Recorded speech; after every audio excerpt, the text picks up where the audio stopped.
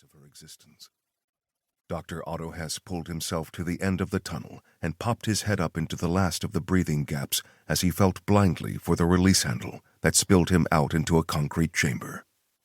He stood, stripped off the wet clothes, and dressed in a dry set before taking the small escape bag.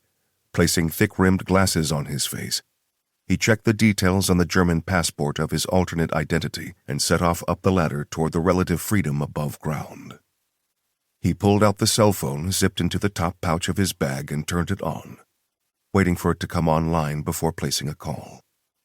"Hola, Costa Paraíso," came the Spanish-accented response. "Dr.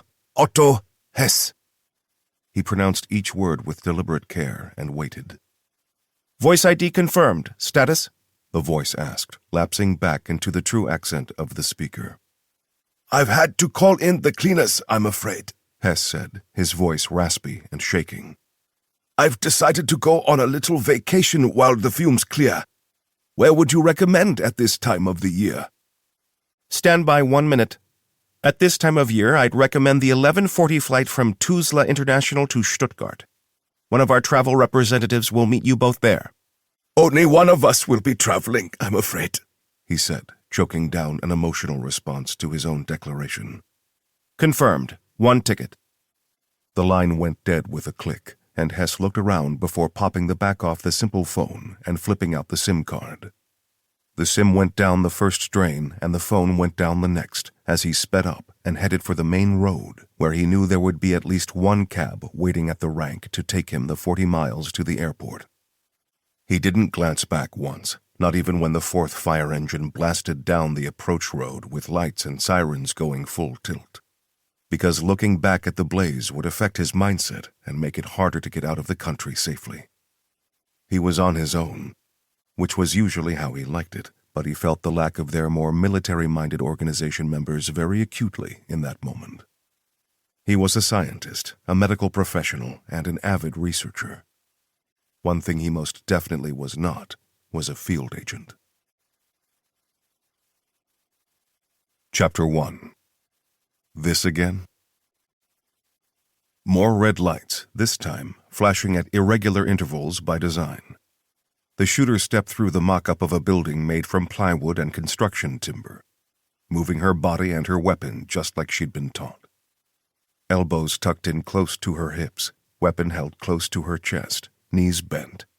She crept to the tight bend in a corridor and leaned her body out at an angle, just as a hydraulic hiss sounded and a metal target shaped like a human slammed into the opening.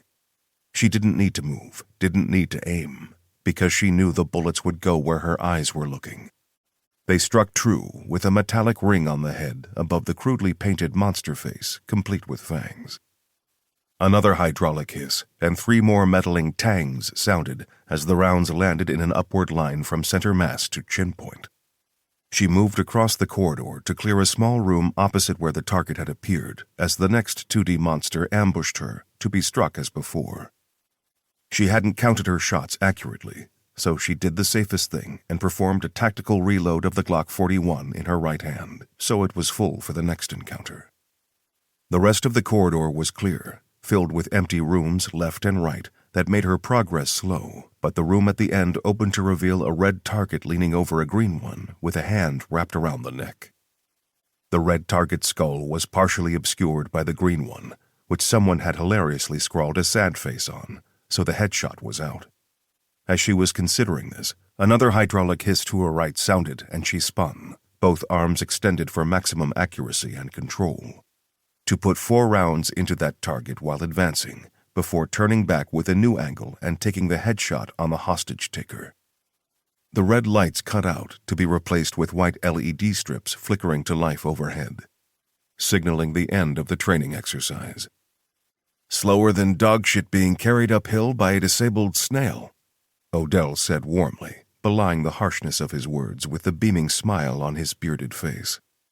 "But at least you didn't shoot a hostage this time," he added. "Well, that green bastard had it coming, all I'm saying," Tamar answered seriously as she holstered the heavily modified Glock. "Yeah, maybe, but did you deserve 2 to the back of your head?"